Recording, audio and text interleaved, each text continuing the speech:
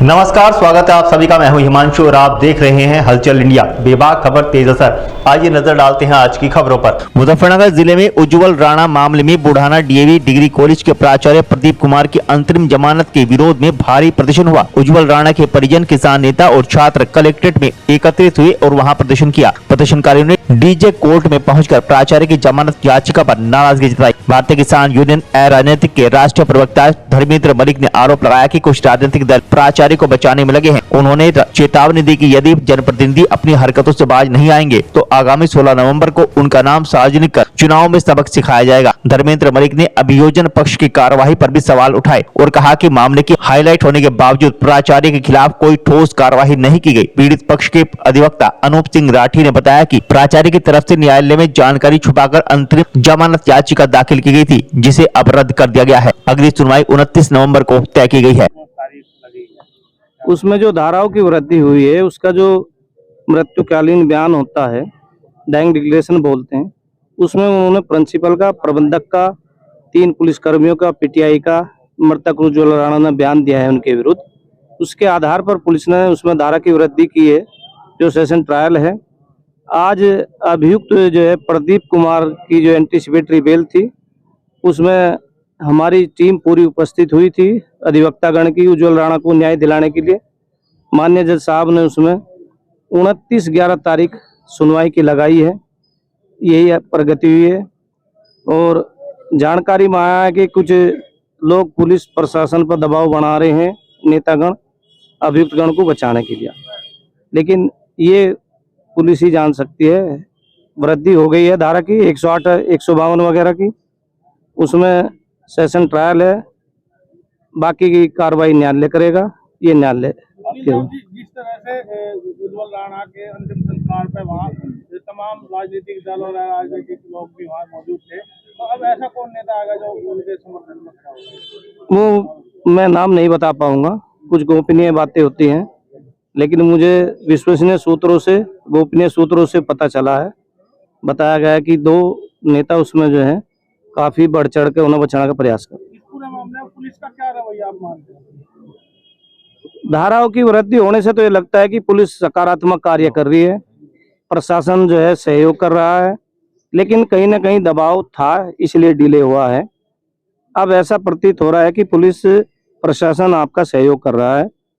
Record और जो कागज देखने से पता चलता है। तौर पर तो पुलिस की लापरवाही इसमें रही है। हाँ, पूरी लापरवाही बताई जाती है, जो देखने में आया कि उनकी लापरवाही रही है, लेकिन अब ऐसा नहीं लग रहा कि वे लापरवाही कर रहे हैं। अब तो ऐसा प्रतीत हो रहा है कि वे उसे न्याय दिलाने का भरपूर प्रयास कर रहे हैं। देखिए, मैं ये बता देना चाहता हूं कि कहीं न कहीं पुलिस प्रशासन दबाव में है, मुझे तो ऐसा प्रतीत होता है। कल यहाँ पे जब जमानत की बेल लगाई गई तो उसकी रिपोर्ट थाने से मांगी जाती है। ये मोनू मलिक बुढ़ाना इंस्पेक्टर के पास था। इसने कहा जी अगर मैं कोई राहत का प्रयास करेंगे तो उसका हम क्या करें। तो बुढ़ाना पुलिस ने कहा कि अगर उनकी तरफ से कोई कागज डाला जाएगा तो उसकी सूचना हमें मिलेगी, हम आपको देंगे।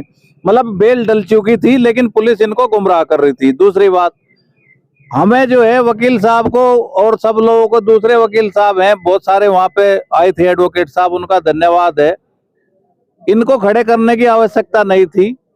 अगर जो है सरकारी कोर्ट का, सरकारी वकील साहब का इसमें जिम्मेदाराना रवैया होता, अगर यहाँ बेल डली थी तो प्रशासन द्वारा परिवारजनों को सूचित करना था। ये खड़े हैं न, सुबह हम लोगों ने जानकारी दी कि भाई उसमें लोग बेल पाना चाहते हैं। दूसरा बात, पुरानी जो धाराएं थी, नई धाराओं को बचा के पुरानी धाराओं में अभियुक्त जमानत लेना चाहते थे, उसका हमारे वकील साहब ने विरोध किया।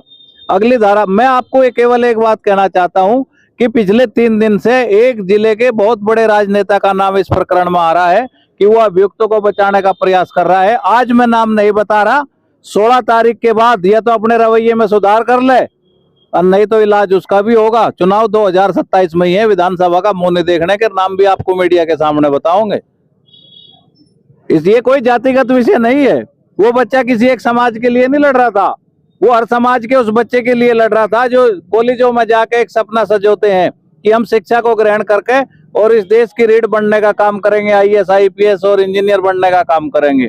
ये उन लाखों बच्चों के सपनों को साकार करने के लिए लड़ रहा था जो शिक्षा जिनको पैसे के अभाव में जिनकी शिक्षा दम तोड़ देती है, जिसके सपने टूट जाते हैं, तो इसको जो है किसी दूसरे आधार पर ना लें। और मैं फिर एक बार कहना चाहता हूं कि आप ठीक है आज ताकतवर हो, किसी को बचाने का उसका काम कर सकते हो, लेकिन प्राकृतिक न्याय भी मिलता है। ईश्वर आपको माफ नहीं करेगा, आप अपने आचरण में सुधार करो। और हम प्रशासन को भी कहना चाहते हैं कि ज्यादा दबाव वबाव में अगर आओगे तो हम फिर आपको इस जनपद में तमाम इतिहास बनते रहे हैं। अभी उस बच्चे की शोक सभा है। अब मैं मीडिया के माध्यम से आपसे अपील करता हूं कि अधिक से अधिक लोग जितना भी हो सके 16 तारीख में बुढ़ाने पहुंचे, और अगर 16 तारीख तक न्याय नहीं मिला तो वहां कोई बड़े निर्णय की घोषणा उसकी शोक सभा में की जाएगी, चाहे महापंचायत करनी हो, चाहे कलेक्ट्रेट घेरना हो, चाहे बुढ़ाना थाना बंद करता हो। न्याय को छीन कर रहेंगे, न्याय को दबने नहीं दिया जाएगा। इसका मैच छोटी मछली बड़ी मछली, इस पूरे प्रकरण में भी अभी छोटी मछली पकड़ी गई है, जबकि बड़ी मछली अभी भी। बड़ी मछली तो भाई करोड़पति नहीं अरबपति है। आर्य समाज के 14 स्कूलों पे काबिज है वह बड़ी मछली। करोड़ों रुपए का हर साल खेल होता है, सरकारी पैसे से वो सब चीजें लड़ी जाती हैं, लोगों को मैनेज किया जाता है। जिस स्कूल के नाम जमीन ही ना हो वो संस्था कैसे अस्तित्व में रह सकती है? मुख्यमंत्री के आदेश हैं कि आप जो है सभी जो डिग्री कॉलेज हैं या इंटर कॉलेज हैं उनकी जमीन के बारे में रिपोर्ट दें, और जिसके पास जमीन नहीं है या उपयुक्त संसाधन नहीं है उनकी मान्यता समाप्त हो। लेकिन आज तक उसके खिलाफ किसी ने रिपोर्ट भेजने का काम नहीं किया।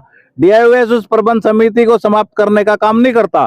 ये कहते हैं कि हाईकोर्ट चले जाओ। क्या सारा काम हाईकोर्ट करता है? अगर सारा काम हाईकोर्ट को करना है तो फिर कलेक्टर कप्तान क्या कर रहे जनपद में? ये भी इलाहाबाद जाके बैठे। वक्त हो चला है आपसे विदा लेने का। कल फिर होंगे हाजिर कुछ नई और ताज़ा खबरों के साथ। तब तक के लिए दीजिए हमें इजाजत। नमस्कार। हमारे YouTube और Facebook चैनल को फॉलो और सब्सक्राइब करना ना भूलें।